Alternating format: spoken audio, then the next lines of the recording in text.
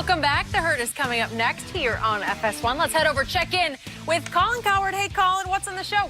The Anthony Davis Laker rumors are an absolute mess. It feels like the Lakers are trapped. I'm told this is not going to happen by Thursday. It's going to be man overboard for that franchise and that team and that roster if it doesn't happen. Updates all coming up next.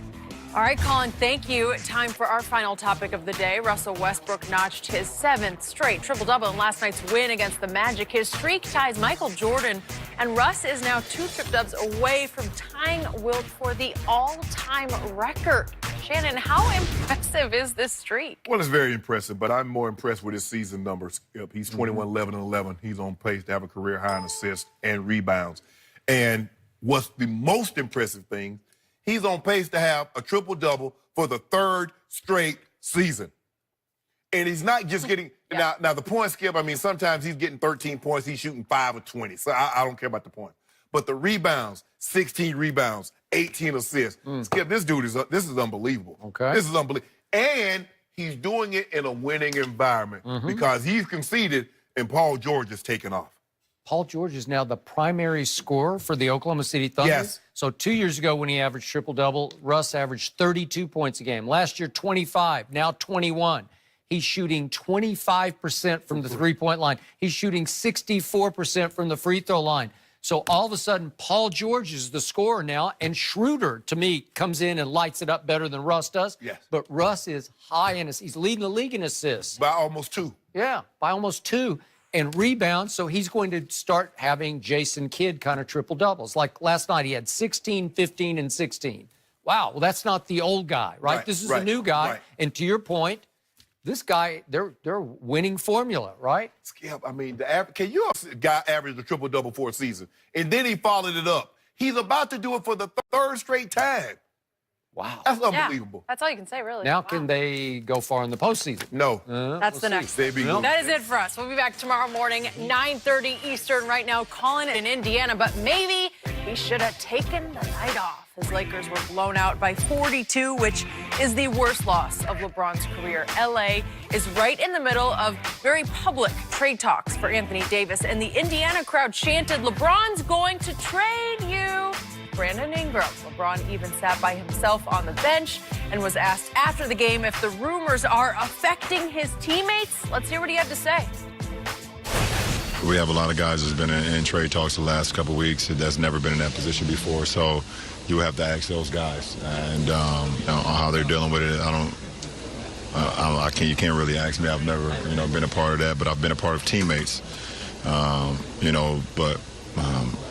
know it has to be tough on a lot of our guys, especially our young guys. Right now they've just never been a part of it, and they're hearing it every single day. And I know that the worst thing that you can do right now is be on social media. And I know all young guys love social media, so that definitely can't help. Okay, Shannon, how do you explain? All young guys love it? Yeah. I know a few older guys that love social media. He owns social media. Don't we, Shannon? We all love a little social media. But we probably should all stay off of it once in a while, including these younger guys. And so that brings me to what LeBron was asking, talking about with these players, all the rumors. How do you explain, Shannon, the poor performance from the Lakers last night? There's no explanation. I don't have one. I'm not going to give you one. But I can tell you this, nobody showed up to play a game last night.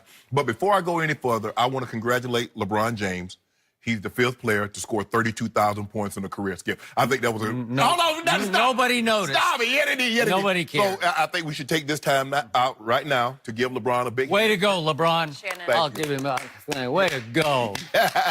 Skip, nice nobody, no one, if you got dressed, if you had a Lakers uniform on, if you were a Lakers coach, assistant, trainer, equipment manager, whatever, nobody came with a winning attitude last night, and it showed from the opening tip.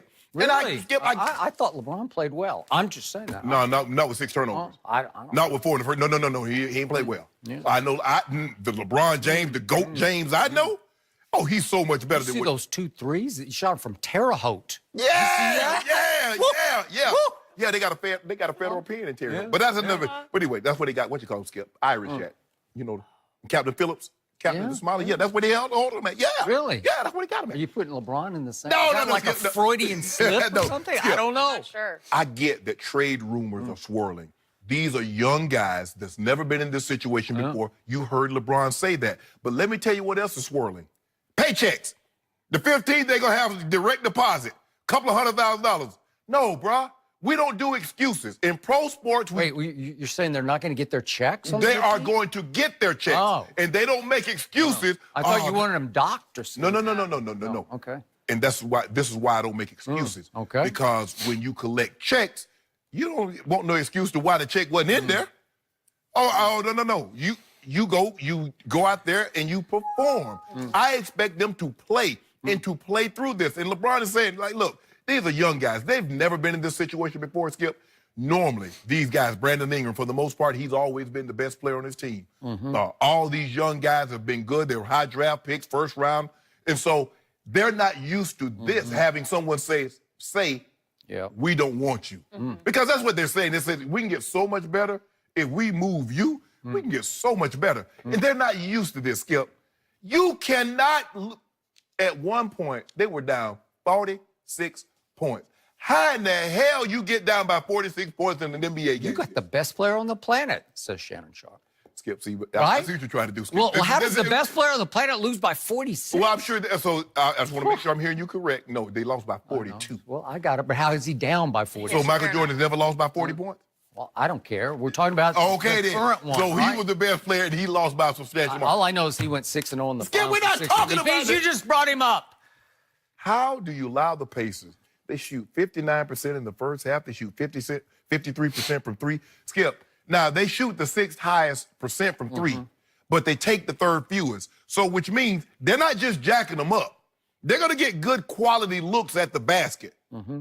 But guess what's better than good quality looks? Good quality open, wide looks, uncontested looks. What was that, Skip? What was that going on? Man, look here. If I didn't pay good money for those TVs, Jenny, I'd have thrown about 3 or 4 shoes through the TV. Really? Yeah, Skip, I was so disappointed. Man, by the time I get... This is some Tuesday in Yeah, I was February. going to say, Come that's on. upsetting. And see, that's what they're going to chalk it up as, Jenny. They're going to say, who cares about a 42-point loss in a game in early February? I care. You're right. Because you're actually trying to get in the playoffs. I don't know if you noticed, guys, you're out of the playoffs right now, and you keep hoping. What happens if the trade doesn't get consummated? What happens if you don't get Anthony Davis? Then what? These same guys that you trotted out there on a Tuesday night in Indiana got beat by 42. And you're going to have, okay, yeah, guys, we're going to pick this thing up. Now, look, we know the Clippers, with what they did last night, Skip, they said, okay, we done, we out. Because they traded their best player. But come on, bro. You can't lose by 42 points. You lose by 42 to a team without their best, the best player, and Victor Oladipo, who's an all-star. You didn't get beat like that with Golden State. Man, this is unacceptable, Skip Bayless. And I was disappointed. The body language was terrible. I didn't like LeBron sitting on the bench by himself. But considering that nobody showed up to play, I guess everybody was by themselves. Because he could have been sitting right next to somebody. That was awful. And you know it. You finished? Yeah, I'm good. They were finished, too. Now I get to talk about what really happened in this basketball game last night. Obviously, there are only 2 Lakers who showed up and felt like playing basketball last night, and those 2 were your man, LeBron James, and Rajon Rondo. Those are the only 2 Lakers who I think are guaranteed to be Lakers going forward on Friday. Otherwise, as I predicted last week, for the first time at Indy last night, we saw a very deeply troubled basketball team showed up, and that team flat out quit on LeBron James, especially on the defensive end, as you just pointed out. I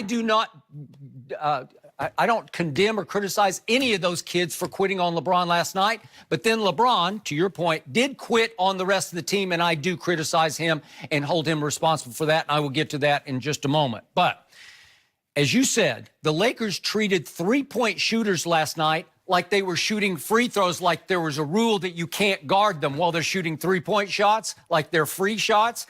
And would you believe that the Indiana Pacers tied their all-time franchise record for making threes, 19 threes? These were the same Pacers who, without Victor Oladipo, had gone 1 for 4. And the one happened the night before on Monday night when they had to play at New Orleans and beat the Pelicans, who are also a very deeply troubled basketball team, who have now put on in mothballs their man, Anthony Davis, probably for the rest of the year if he's going to stay there. And that meant that the Indiana Pacers had to fly all the way home deep into the night on Monday night and then have to play LeBron's team on Tuesday night. And that's the team that beat your team by 42 points.